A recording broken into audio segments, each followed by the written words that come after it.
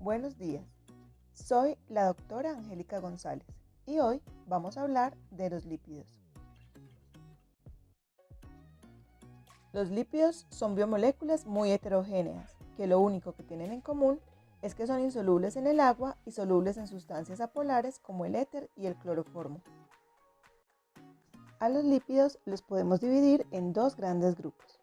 Los lípidos simples, cuya estructura solo está formada por átomos de carbono, hidrógeno u oxígeno, como los ácidos grasos. Y lípidos complejos, los cuales tienen en su estructura otros elementos como el nitrógeno, el fósforo, el azufre u otra biomolécula como un glúcido. Los ácidos grasos, que son un ejemplo de lípidos simples, están formados por una cadena hidrocarbonada lineal de diferente longitud o número de átomos de carbono, en cuyo extremo va un grupo carboxilo. El grupo carboxilo o grupo carboxi está formado por un grupo carbonilo, es decir, un carbono unido a un oxígeno por un doble enlace, y un grupo hidroxilo unido al mismo carbono. La R corresponde a la cadena hidrocarbonada lineal, y en esta cadena cada átomo de carbono se une al siguiente por medio de un enlace covalente sencillo o doble. Si en la estructura del ácido graso solo encontramos enlaces sencillos, decimos que es un ácido graso saturado. Por el contrario, si la estructura posee uno o más enlaces dobles, decimos que es un ácido graso insaturado. En los ácidos grasos saturados, el punto de fusión aumenta debido al número de carbonos, mostrando tendencia a establecer enlaces de Van der Waals entre las cadenas carbonadas. Los ácidos grasos saturados son estructuras lineales en zigzag, lo que los hace sólidos a temperatura ambiente, mientras que los ácidos grasos insaturados son líquidos a temperatura ambiente, como el aceite de oliva. Los ácidos grasos insaturados pueden presentar dos tipos de isomería estructural. Pueden tener una configuración cis cuando la molécula está doblada a 120 grados en el doble enlace. Esto genera que las estructuras sean altamente flexibles. O pueden tener una configuración trans cuando la estructura es lineal en torno al doble enlace, generando estructuras más rígidas y con mayor punto de fusión. En la dieta encontramos alimentos ricos en ácidos grasos saturados como productos animales, tales como la mantequilla, el queso, la leche entera, el helado, la crema y las carnes grasosas, y algunos aceites vegetales como el aceite de palma y el aceite de coco. También encontramos alimentos ricos en ácidos grasos insaturados, los cuales son más saludables. Estos los encontramos en los frutos secos, las semillas, el pescado azul, los aceites vegetales tales como el de girasol y el de oliva. Sin embargo, no todos los ácidos grasos insaturados son buenos para la salud. Los ácidos grasos insaturados en configuración trans se acumulan en el tejido adiposo y membranas celulares, afectando rutas metabólicas favorables para el ser humano. Los ácidos grasos trans no son componentes ajenos en nuestra alimentación. La industrialización introdujo tecnologías que permitieron masificar la obtención y comercialización de aceites vegetales y animales, y procesos de conservación y transformación química de estos que han hecho que la fuente principal de los ácidos grasos trans provenga de la hidrogenación de aceites naturales.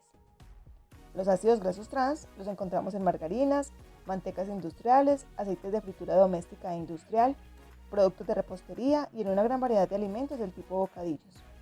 Una cantidad importante de ácidos grasos trans proviene de la llamada grasa invisible, aquella que se utiliza como materia prima para la manufactura de alimentos de composición más compleja.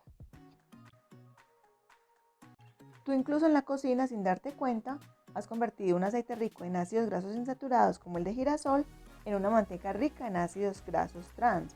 Y te preguntarás, ¿cómo? Muy fácil. Cuando utilizas varias veces el mismo aceite para freír un alimento. Entonces, si inviertes en un buen aceite como el de girasol para freír tus comidas, no lo pierdas utilizándolo para refreír. Quizás también hayas escuchado que los ácidos grasos omega 3 y 6 son buenos para la salud, pero ¿entiendes por qué? El ácido graso omega hace referencia a la nomenclatura omega de los ácidos grasos. Existen varios sistemas de nomenclatura para identificar los ácidos grasos. Los más conocidos son el sistema delta y el sistema omega. En el sistema delta, los átomos de carbono se enumeran desde el carbono carboxilo o carbono número 1, mientras que en la nomenclatura omega, toman como referencia el extremo metilo de la molécula, que es el último carbono o carbono omega. Tanto en el sistema delta como en el sistema omega, el número inicial indica el número de carbonos de la cadena y el siguiente número el número de dobles enlaces. Veamos un ejemplo. Ten en cuenta que en la nomenclatura omega el número 6 indica que el primer doble enlace está 6 posiciones antes del carbono metilo. Entre dos insaturaciones siempre aparece un CH2. Empezamos a contar por el primer carbono de la cola. Este número indica el número de átomos de carbono del ácido graso. El número de insaturaciones del ácido graso. Y este otro número, la posición del primer doble enlace. Adicionalmente, los ácidos grasos omega 3 y omega 6, que ya entendemos son ácidos grasos insaturados, tienen en común que son ácidos grasos esenciales. Se conocen como esenciales debido a que el cuerpo no puede producirlos por sí solo, de tal manera que los debe obtener de los alimentos, tales como pescados de agua fría, incluyendo el atún y el salmón. En los lípidos se pueden dar reacciones de esterificación y saponificación. Una reacción de esterificación consiste en la reacción entre un ácido carboxílico, que para nuestro caso correspondería a un ácido graso, y un alcohol, formando así un éster y liberando una molécula de agua. Los triglicéridos, que constituyen el principal mecanismo que tiene el cuerpo para almacenar energía, son ésteres derivados de la reacción entre el glicerol y 3 ácidos grasos.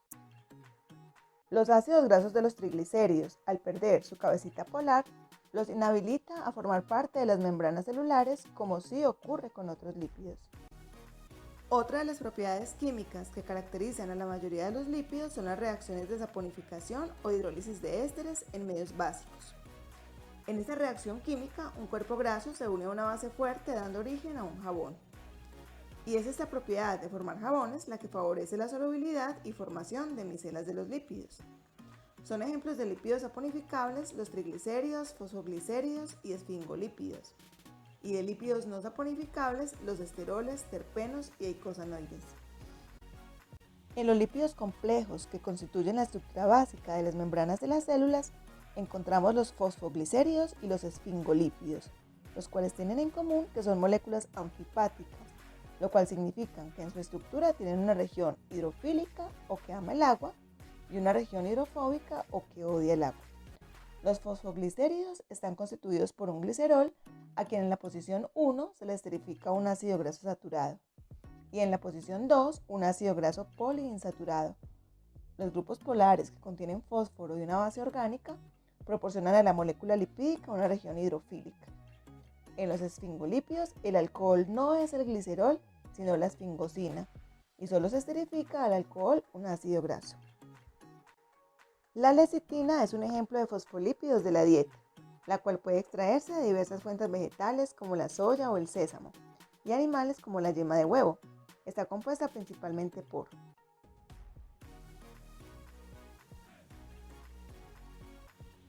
Finalmente hablaremos de los esteroles, un ejemplo de lípidos no saponificables que son compuestos orgánicos derivados del núcleo del esterano, formando 4 anillos fusionados, 3 con 6 átomos y 1 con 5. El esterol más común en los humanos y en los animales es el colesterol, el cual está constituido por 4 carbociclos condensados o fusionados, que presentan varias sustituciones. 2 radicales metilo en las posiciones C10 y C13, una cadena alifática ramificada de 8 carbonos en la posición C17, un grupo hidroxilo en la posición C3, una insaturación entre los carbonos C5 y C6. Esta estructura, al poseer una cabeza polar constituida por el grupo hidroxilo y una cola o porción apolar formada por el carbociclo de núcleos condensados y los sustituyentes alifáticos, puede incorporarse en las membranas celulares con el grupo hidroxilo orientado hacia la superficie. En conclusión, los lípidos son biomoléculas indispensables para el correcto funcionamiento de los organismos, al actuar como barreras o aislantes cuando forman parte de las membranas celulares, fuentes de energía, recordando que su hidrólisis genera 9 kilocalorías por gramo.